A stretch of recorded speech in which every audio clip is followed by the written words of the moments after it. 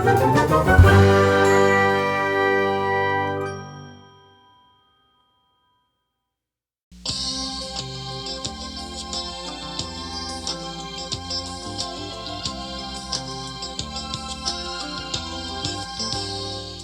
grow as a positive thinker, you must eliminate negative thoughts that will contribute to failing efforts if they remain unchecked. In this next talk, entitled Release from the Failure of Negative Attitudes, Dr. Peale will tell you how to focus on positive solutions to life's problems. Here is Dr. Peale. Of late, it seems to me that I've been hearing a great deal about the effect of negative attitudes on people's lives. And it has occurred to me to say a few things about getting released from the failure and unhappiness inherent in the control of our minds by these negative attitudes. The head of a business spoke to me some time ago about a man he'd brought into his organization who seemingly had every qualification. His education was outstanding. He had all of what you might call social graces. I understood that they even gave his wife a very careful analysis to see that she could fit into the social situation in the company. All the sophisticated procedures were gone into about this man. All of his letters of reference checked up splendidly. Nobody said a word against him. Yet after 2 or 3 years in this job, he was not bringing to it the quality of spirit and of mind which had been hoped for. And the businessman was bewildered about it. He said to me, I've gone over him. There isn't anything wrong with him at all. He's an honest, upright, intelligent, hard-working man. But he said, I finally concluded that his problem is that he is failing because he has negative attitudes about himself, about the country, about the world situation, and about his job. If only we could get him released from the failure of negative attitudes. Take one other case, the case of a marriage. One of the most difficult problems of the line of work in which I find myself is to try to handle a deteriorating marriage. Marriage is a glorious institution established by God. But it's the cementing together of two personalities, and it isn't always easy. And of course nowadays it's supposed to be all held together by some kind of sweet-scented romance dished out by Hollywood, and no wonder many of them break up. Had no substantial quality in the spiritual realm. Well, at any rate, these were two intelligent people. That they loved each other, there was no doubt. Yet the marriage was disintegrated. I got them together, I got the husband to talk, I got the wife to talk. And they both talked freely. Although I found more resistance in the wife than I did in the husband. He wanted it to succeed. So did she, but there was a wall. It was hard to get into her. Finally, I asked him if they would pray. I said, don't talk to me, don't talk to each other, talk to God. And I never heard any better prayer than this wife came up with. She began to tell the Lord everything that I'd been trying to get her to tell me, although I was there listening in. And she confessed to the Lord What she said was her trouble. All my life, she said, I've been plagued by these negative attitudes, and I've taken them into my marriage with me. And I see nothing but negativism all around me. Oh, Lord, she prayed, free me from the failure of negative attitude. And I'm glad to say that her prayer was answered. And she began to develop an entirely new thought pattern. It's a very sad and pathetic thing how every one of us can, and indeed often do, ruin our prospects in life for achieving, for rendering service, because we let these miserable negative attitudes cause our failure. That's a strange thing too, because when you read in the 12th chapter of Luke's gospel what God wants us to have, what does God want you to have? A little? Oh no. It says there, your Father is pleased to give to you the kingdom. Well, now, what is the kingdom? Well, the kingdom is a state of affairs that's full of love and prosperity and health and happiness and goodness. All of this, he says, it is his good pleasure to give to us. Now, he gives, he offers it, there it is, take it, it's yours. Why don't we take it? Either we don't believe that he offers it, or we've never been told that he offers it, or we've got some kind of a blockade that blocks it off and we can't take it. It could be that the reason we can't take it is because we're not thinking in the same terms that he's thinking in. He's thinking in terms of generosity. We're thinking in terms of littleness. He's thinking in terms of great goodness, and we're thinking in terms of little badness. He's thinking in terms of great achievement, and we're thinking in terms of small achievement. And there's a great disparity between his thought and ours. So, if you'll try and continue to try to eliminate these negative thoughts, then failure element disappears and the great goodness of God floods in. Now, I can't read it any other way. And I tell you that I can't see anything in the Bible but the fact that God does offer us illimitable good. Like John Burroughs, the great naturalist, used to say, my good will come to me. From whom? From God. And the word God and good are very closely related. My God will come to me, my good will come to me. But don't you block it off. Well, how do you remove these blocks so that we're not frustrated by the failure of negative attitudes? Well, one way, I believe, is to start seeing or visualizing developmental factors rather than deteriorating factors. One of the chapters of the Old Testament is a statement, the land that thou seest will I give you. In other words, if you can't see it, it won't be given to you. But if you can see it, it will. So if you see your good, the great values of life, see them as part of your life, this is a beginning of their coming to you. Well, now that may sound rather complicated, but let me illustrate. There is a particular man on television who is a news broadcaster.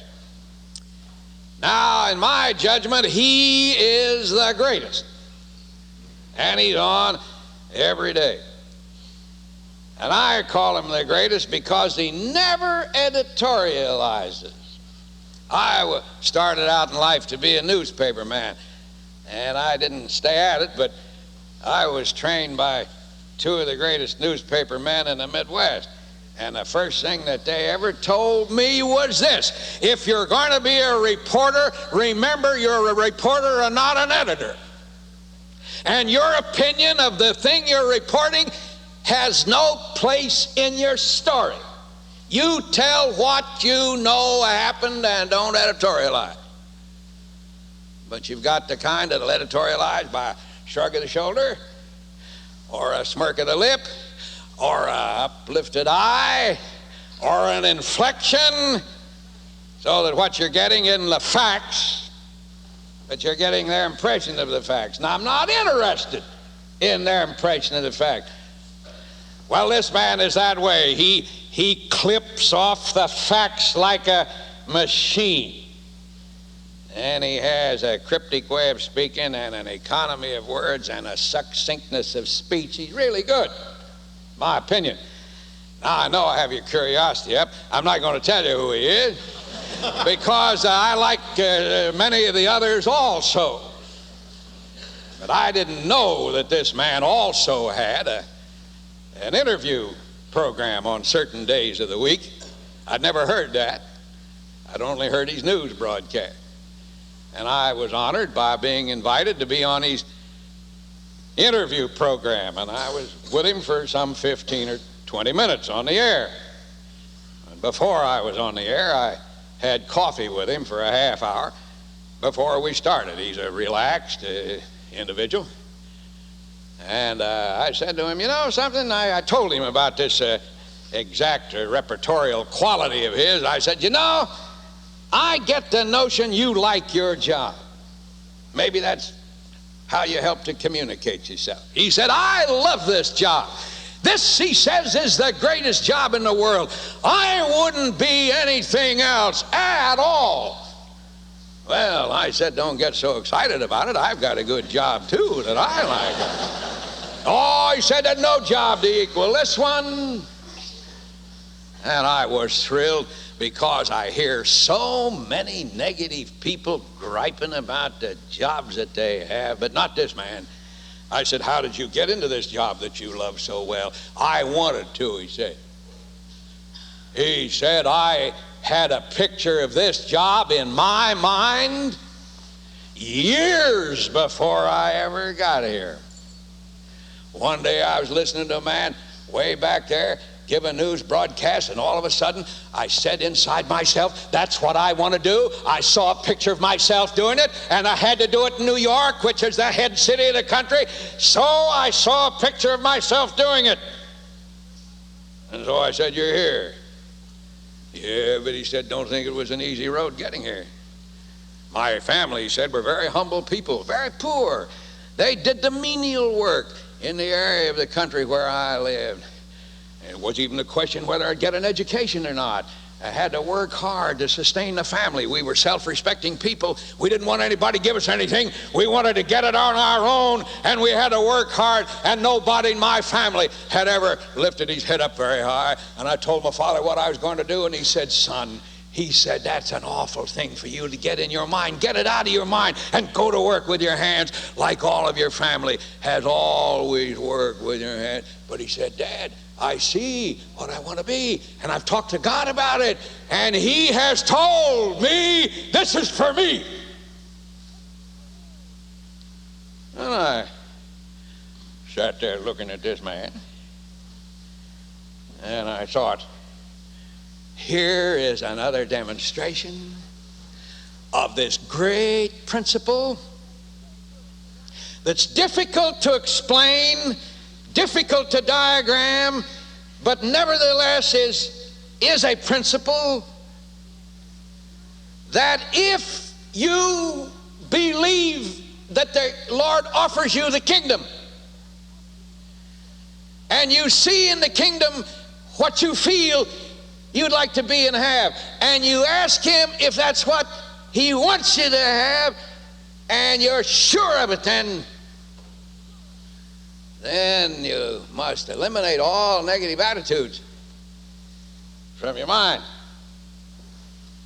and eliminate the failures thereof. The ancients said that there was a gland in the brain, I don't know whether it's true or not, called the pineal gland. The ancients called it the third eye. And the ancients that I refer to were very famous thinkers of Greece and Rome. And they said that later nowadays they call that same thing the unconscious or the subconscious. And Dr. Blanton used to say that God resides in the unconscious. That if you cooperate fully with a faith pattern with this pineal gland, this unconscious, this depth of nature, that you are cooperating with your Creator in eliminating the negative factors. I suggest that all of us, whatever difficult problem or situation we may have, that we begin to see, to visualize these great generous riches of God and our part in them. Now you may pray and you may get a no answer. No answers are part of the picture. You may get a yes answer. Yes answers are part of the picture. But if you ever get a no answer, remember this: God also says along with it, I love you. Which means try again. I do believe indeed that there's no problem, no situation in this life that cannot be attacked on the basis of this profound principle. Well, finally, in casting these negative factors out of our lives and gaining the victories that come therefrom, it is, I truly believe, necessary to get sin out of yourself. What is it that blocks the flow of God's power? Wrong thinking? Yes, as we've said. Wrong acting, wrong relationships. If everything goes wrong, couldn't it often be that I myself am wrong? How can I, a wrong person, expect that things will go right? That which is wrong can't be right. Only that which is right can be right. So if we have wrong attitudes, are doing wrong things, then it would seem that the thing to do is to correct these matters and become Christian, good, decent, upright. And then when you walk upright, you remember what the Bible says? No good thing will he withhold from them that walk uprightly. Standing straight up, not only physically but mentally and spiritually. Maybe we all need to get ourselves reorganized. Ask yourself, do you need to be reorganized? I was reading an article in a magazine called Faith at Work, a very helpful magazine. And there's a story there called The Reorganization of John Wagner. And the organization was by John Wagner, so that it was an autobiographical story. John Wagner is a lawyer, and I gather from the type of clients that he had that he was a very astute, highly trained, successful lawyer. But he admits that he wasn't successful within himself. Everything that was wrong, he was in.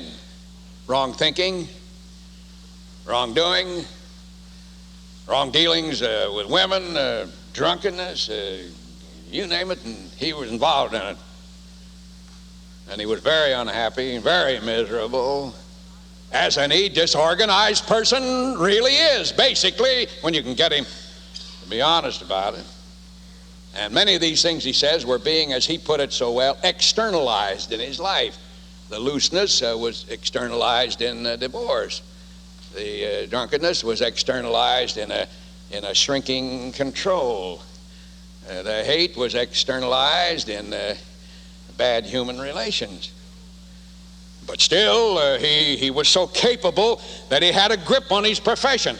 There was an oil company that went into bankruptcy due to mismanagement and dishonesty and failed to pay its bills, and it milked its depositors, and it came into the United States Circuit Court. And the court brought in a young engineer, a brilliant oil expert, and made him the trustee of this defunct or bankrupt company. And the court appointed John Wagner to be the attorney. And they had to work together closely day by day. Wagner finally became aware of the fact that this trustee was a remarkable man. He was quiet. He was peaceful. He was positive. He was brilliant in his intellectual processes. He was never baffled, never upset. He handled everybody with respect. He had beautiful personal relationships. He began to study the company as to how it might be rehabilitated, and Wagner was astonished at his capacity. So one day at lunch, Wagner said to the trustee, "I've noticed these things in you. Tell me, what is it? There's something about you that I can't fathom. What's your secret?" The trustee says, "I have no secret, except that I turned my life over to God. I turned my life over to Jesus Christ. God and Jesus, they direct me. And I was once disorganized too, but He organized me." So Wagner said, "What can I do?" And the trustee said, "Look, John, we're reorganizing the company. Why don't we reorganize you too, along with it? And the way to do it is for you to turn your life over to God and ask Him to take charge from here on in." Now, it didn't come easy, Wagner says. It came hard. And he didn't understand it all the way. But he did it. So that now he can write in the public print, modestly as he does it. But the glow comes through the cold print. The reorganization of John Wagner. Meaning that the negatives were eliminated and the kingdom opened and the flow of God's generosity began. So it's a thought. Maybe, just maybe, we'd all better get ourselves spiritually reorganized. And the power will come and the blessings along with them.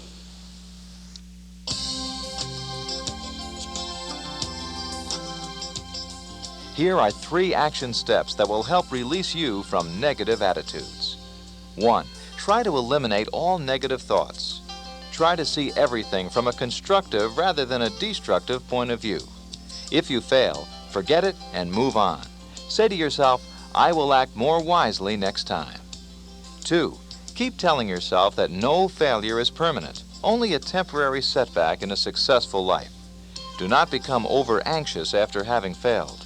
Remember the words of Abraham Lincoln, "My great concern is not whether you have failed, but whether you are content with your failure."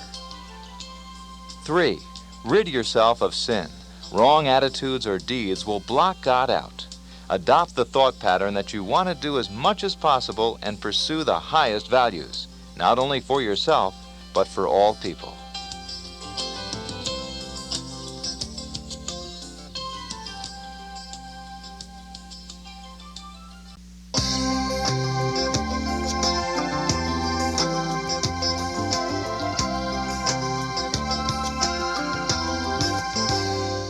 This is Mike Fitzgerald. Welcome to the Personal Success Series, and congratulations! You are about to set out on a journey through the world of positive thinking, a journey which will take you to your ultimate destination, personal success. In order to achieve your personal success, you should commit yourself to listening to each of the messages in this series several times, and to practicing and applying the principles you will learn. At the end of each message, 3 action steps are listed which will help you energize the principles expressed in the message. These action steps, along with a summary outline, are listed on a card in each cassette. These cards are perforated to detach and carry with you each day, or post them in a prominent place as a reminder of your commitment to the pursuit of personal success. Just what is personal success? Is it fame and fortune? Must you become a VIP, a sports hero, a business tycoon? It is certainly true that positive thinking has helped countless thousands achieve these external appearances of personal and professional success. But true success can only be found from within. It comes from finding peace, contentment, confidence, optimism, hope, belief, and enthusiasm. These are the genuine characteristics of a positive person and are the hallmarks of personal success. Your success can be as simple as becoming the best friend someone ever had, or being the best parent you can be, or the person who has the respect and trust of others because of your unflagging devotion and commitment. Just as important as achieving your personal success is to recognize it when you have crossed into its territory, and to maintain it while pursuing it further, quietly, happily, but relentlessly for the rest of your life. It's important not to be afraid to fail, but it's equally important not to be afraid of succeeding. As your payoff time comes close, when goals are within your reach, you must let go of your negative thoughts, and you must not accept less than your positive goals. You will have earned your right and way to your new success and your new self-esteem. This Personal Success Series is designed to take you all the way to your personal success finish line.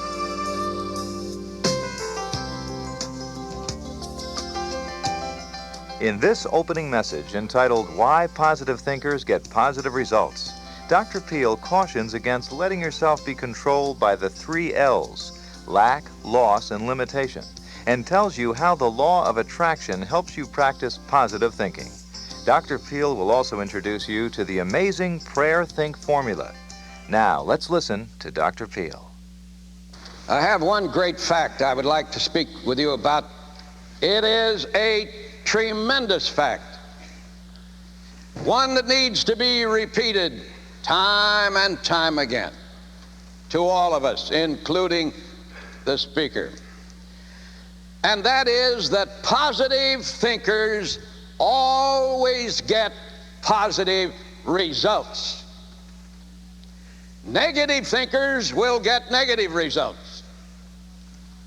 We're talking about positive thinkers getting positive results. And why is this true? Well, one reason is the positive thinker is not controlled ever by the 3 L's: lack, loss, and limitation. The 3 L's: lack, loss, and limitation. He's not controlled by those. Second, the positive thinker thinks positively, and positive thinking reacts positively. And third, the positive thinker gets positive results because he or she practices one of the most exciting formulas in the world, the pray-think formula. Now let's take that first one. The 3 L's: lack, loss, and limitation. I wouldn't want to guess how many million people in the United States every day of their lives live by these 3 L's. These are the words that they say most of the time. You can hear them everywhere. It could be that we've even ourselves contributed to this doleful chorus. I lack this. I lack that. I lack friends. I lack opportunity. I lack. How often have you heard that? And then they'll say, I've lost that chance. I've lost my job. I've lost my money. I've lost my opportunity. Lost. And then you'll hear them say, I haven't quite got what it takes. I haven't got the ability that somebody else has. I'm limited by my background, by my family, by my health. I am a victim of limitation. So it goes. Lack, loss, limitation. But the positive thinker isn't controlled by those things. Well, let me tell you about 2 men whom I know about. The first is a white man. The second one is a black man. And let's take the white man. I met this white man one day in Rome, Italy. My wife and I were in Rome, and she is an inveterate shopper. So she told me that there was a dress shop in Rome that was the last word in dressing. She said these dresses are known the world over, and they have their main shop right here in Rome. I said, what's the name of this famous dress? And she told me. And I said, I never heard of it in my whole life. She said, I never did consider you an outstanding style expert. And she said, we're going up there and I'm going to get a dress. I can get it a lot cheaper than I can in New York, which was the clincher. So we went up through the business streets, and I said, where is this place? Well, she said, it's up here on a residential street. And I got up on this residential street, and these were beautiful, old-style, dignified Italian homes. And I said, I want to tell you something, Ruth. Whenever you get a shop in an exclusive residential district, it's going to cost you a lot of money. And pretty soon we came to the shop, and you had to ring a doorbell to get in. And I said, wherever you have to ring a doorbell to get in, it's bound to cost you a lot of money. And I wasn't reassured by the sleek, sophisticated Italian girl who admitted us into what she called a salon, meaning a high-class waiting room. And I was left in the waiting room while they took her off into the back room someplace. They didn't even have these dresses out front. While I was sitting there, in came a couple. A little woman and a big, hulking kind of man. And this was the white man I'm talking about. He came in obviously under resistance. And he sat down and looked at me, And his opening remark was, "Did your wife drag you into this place too?" I said, "Yes, she did. We certainly are in for it." He said, I know. So there wasn't anything more to say. He knew. And I finally said, "How are you?" "Oh," he said, "don't ask me. I'm terrible." He said, "This inflation's getting all over the world." He said, "I thought it was only manufactured back in the United States, but I find it over here." He said, "The world is going to pieces." Now, he said, "I was down to Ischia or someplace taking some baths." I said, "They must have done you a lot of good." He said, "It was a complete waste of money." He said, "I want to tell you, I'm an old man and you can't do anything with me, and I'm tired and I'm had it and I'm fed up." And I said, "You don't want to feel that way." I said, "You're thinking negatively. You must get a new positive attitude. Those baths that you took down there at Ischia, it takes about 6 weeks, and then you will be filled with vim and vigor like you never had it before." And I said, "This inflation situation will be overcome. This is the greatest day in the history of the world." He said, "Don't give me that stuff." He said, "You sound like some guy back in New York. I read a book he wrote once." I said, "Did you read the book?" He said, "I read it." Well, I said, "Why don't you start practicing it?" I said, "I'm the one who wrote the book." Then he wouldn't believe me. Now, here was a man who had everything. You could tell he was rolling in it. But all he could think about was lack, loss, and limitation. Now, I want to tell you about my black friend. He was born in Alabama on a sharecropper farm, and that was a little place at that. And he had to work every day, didn't go to school. And he used to lie in bed at night listening to the trucks as they shifted into gears coming up the hill outside of his home. And he formed a dream that someday he would own a great truck or a great bus. He loved to hear the motors singing in the night. But his father had an old rattle-trap truck that they worked the little farm with, and he at 11 years of age would guide it through the red ruts, the clay of that Alabama farm. And they had 8 children, so he had to go off to Chicago, and he got himself a job. But every time he saw a bus, as he puts it, snorting up a hill, he said, "Oh, God, let me have a bus." Finally, he saved up $5,000, and he bought an old truck, and he started hauling.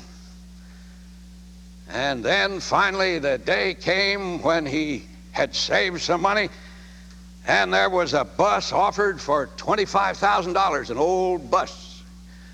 And he bought it. The only thing that was wrong about it was it had no engine. So he went to school for 3 years studying all about engines.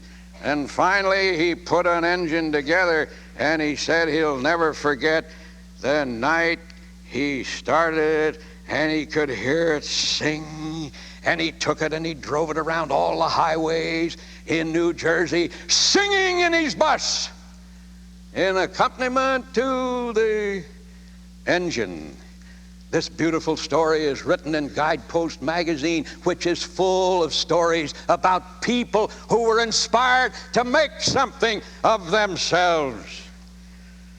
And then he wanted to go further, and he got himself 5 buses, all secondhand.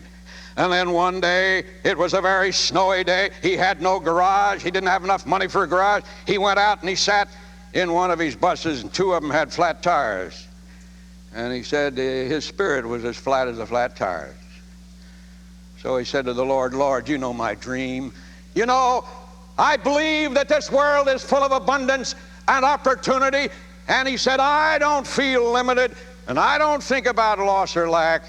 He said, "Tell me, how can I get some money to build up this bus business?" And the Lord said to him, "Bill, listen, I'll tell you. There's a big bank down in New York City. I would name the bank, but I'm not supposed to advertise these financial institutions. I said, there's a big bank down in New York City, the Lord said. And he said, you go down there and you walk in those big doors, and the first man you see, you talk to. And when he mentioned, when the Lord mentioned the name of the bank to Bill, Bill said, Lord, you're mistaken. You think it's General Motors or U.S. Steel talking to you. It's just Bill Logan. He says, go on down there to that bank. He went down there feeling that every banker was stony-faced, that it would be hard to tell the difference between a glass eye and a real eye on the average banker. So he thought, and he went down to this big bank, and he pushed in the door, and there sat a man at a desk. And he went over to him. He said, my name is Mr. Bill Logan. I want to talk to you about a loan. The man said, are you in business? And he said, yes, I'm in business. He says, this bank is to help good people operate businesses. Sit down, tell me your story. And he said, now, Mr. Logan, I like you, and we can help you. I'll help you to organize your business. I'll help you to handle your accounts.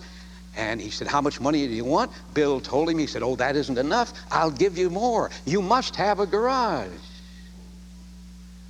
And they shook hands. And when Bill shook hands with that banker, he said to himself, thank you, Lord. I'm shaking hands with you, too. And today he's got a terrific business. Built up why? He was a positive thinker. He didn't allow himself to be controlled by lack, loss, and limitation. He believed in a God who is boundless in his generosity. A God who said, I've come to give to you abundantly, more than you can ask or think. Well, that's why the positive thinker gets positive results. And the second is he thinks positively. Now, you know there are two ways you can think, negatively or positively. The negative thinker does a very dangerous thing. He constantly pumps out negative thoughts into the world around him, and he activates it negatively. And on the basis of the law of attraction, that like attracts like, he draws back to himself negative results. People sometimes say to me, why does everything go wrong with me? Well, I don't know, but oftentimes it is a fact that they are wrong themselves. You can't pump out wrong thoughts and expect to get right results back. You pump out positive thoughts, you activate the world around you positively, and on the basis of the same God-ordained law of attraction, you draw back to yourself positive results. So the positive thinker gets positive results because he thinks positively. Now, I have here in my hand a letter which I got the other day, and I really am thrilled with this letter. This is from an old friend of mine. I won't give you his name. I'll call him Jack. That isn't his name, though, but that's what I'll call him. Here's what he writes. The letter comes from Texas. Today, being the 18th anniversary of my landing in New York City, I found myself reminiscing on what has taken place in the last 18 years and the big part you played in my life. I'm sure you will be happy to know that on August 20th, I was promoted to the office of president of our company, and it's a very big company.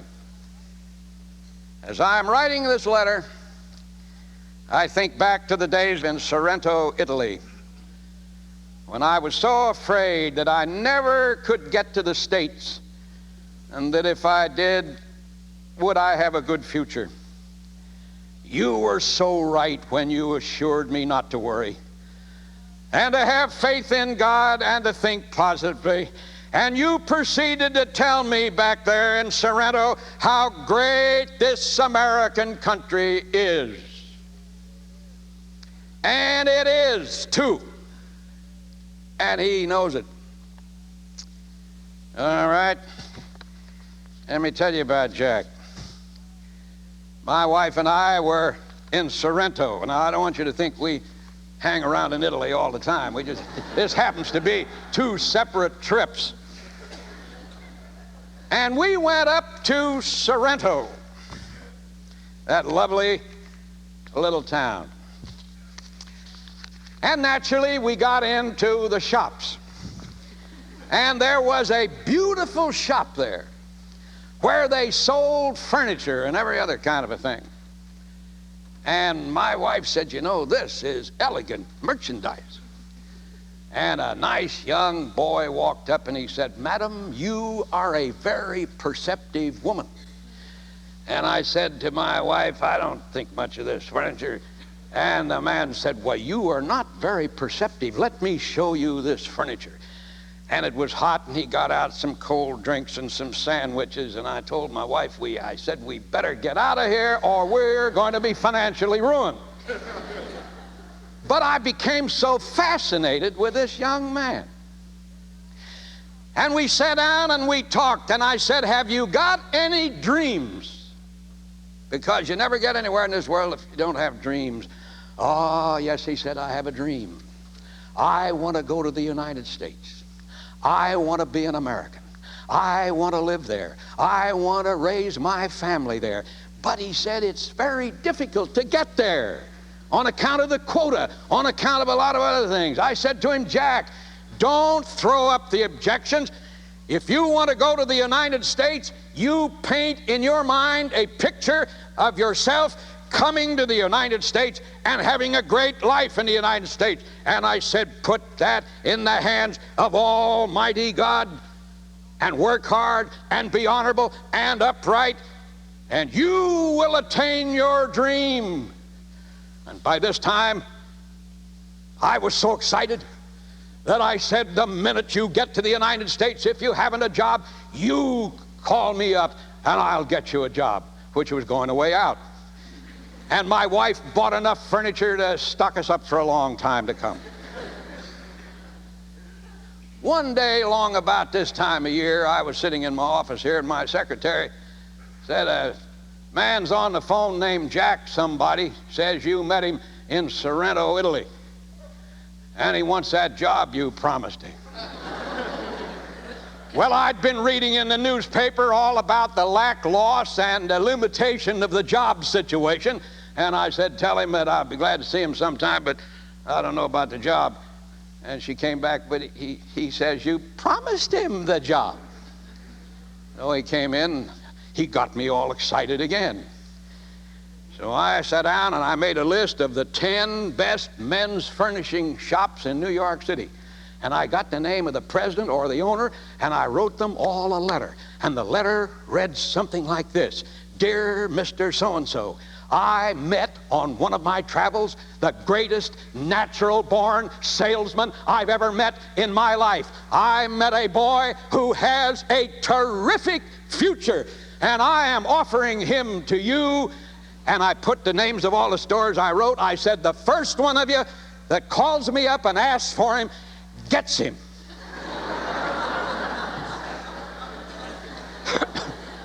I want to tell you, I had a half dozen calls the first day. And I gave him to a store up on Fifth Avenue. And they put him in the Christmas business. And then Christmas ended, and they laid off a lot of people, but they didn't lay Jack off. The man up there told me, he said, this boy not only can sell, but he infuses our personnel. He's a motivator. He's exciting. He is just the greatest, and nobody could get him away from me. Well, 18 years later, he writes me this letter that I read you. President of the great company where he began working 18 years ago. He is a positive thinker who gets positive results because he had a positive conception of himself, a positive conception of God, and a positive conception of his future. Well, this is what Christianity tells us. You are a wonderful human being. You can do so much more with yourself than you've ever dreamed of. This is the message. People are changed by Jesus Christ to become extraordinary people. And finally, there's the pray, think formula. Now, if you employ this formula, you can't lose. It's impossible. What do we mean by the pray, think formula? Well, the first thing you do is to pray and get God's insights and God's ideas. And when you've got God's ideas, you've got it right, because He knows everything, and everything is right with Him. So then you add to that your own thought processes. And when you put prayer and thinking together, you have an undefeatable combination by which the positive thinker gets these positive results. Now, I want to tell you about some friends of mine. They run a drugstore in a little South Dakota town called Wall, W-A-L-L, population 800. They bought this drugstore in Wall in the year 1932 for $2,500. And 1932 was the bottom of the Depression. There wasn't any money. How can you run a drugstore without money? And furthermore, there was a plague of grasshoppers, came along and ate up everything for 200 miles around, stripped the fields absolutely clean. And it's an agricultural economy, so how can you run a drugstore when you haven't got any agricultural money? And then it was very hot, and nobody was coming into the drugstore. The tourists were going by on the road. So they were about to fail, so everybody said. But they utilized the prayer think formula. They prayed and they thought, and they got an idea. And you'll always get an idea when you pray think. So Mrs. Houston, that's the lady's name, Dorothy, noticed these tourists going along the road in non-air conditioned cars, their tongues hanging out in the heat, and it was very dusty. And she prayed and she thought, and then an idea came to her, and she said, what is it that those tourists would rather have right now more than any other one thing in the world? And the answer came to her, what they'd rather have is a tall, cold glass of ice water. So she thought that over. She called her husband, whose name was Ted. She said, Ted, I want you to go down the road 25 miles and put up a sign. And on it, letter it as follows: free ice water at the Wall drugstore, Wall, South Dakota. And at 5 miles out of town, put up another sign: hold on, it's only 5 miles to Wall, and free ice water. She got so excited, she presently had a sign at Albany, New York: 1,725 miles to the Wall drugstore and free ice water. And presently, through some GIs, she had a sign in Piccadilly, London: 5,227 miles to the Wall drugstore and free ice water. And presently even had a sign in front of the Taj Mahal: 11,000 miles to Wall and a free ice water. These signs blanketed the whole nation. Result: if you were to go to Wall tomorrow, Monday, you would find 100 clerks handing out free ice water, and that there would be flocking into that store from 6 to 8 to 10,000 customers buying all kinds of merchandise, making it one of the most spectacularly successful commercial enterprises in the history of the United States. Out of what? Ice water? Why, druggists had been handing out ice water for years, free. She was the first one ever to think of advertising it. Now, you see, whenever there's a problem, down in the mind, floating in consciousness, is the idea you need to overcome that problem. All that's necessary is to float it to the surface. And it's the Lord God Almighty that floats it to the surface, so that finally it comes into being, this idea. I don't know what your situation is, but there deep in consciousness is the idea that you need to build your life greater. So the positive thinker gets positive results, always, because he doesn't think lack, loss, or limitation. He uses that great principle the pray, think principle, which produces power in his life. And now, friends, to you all, God bless you, everyone, now and always.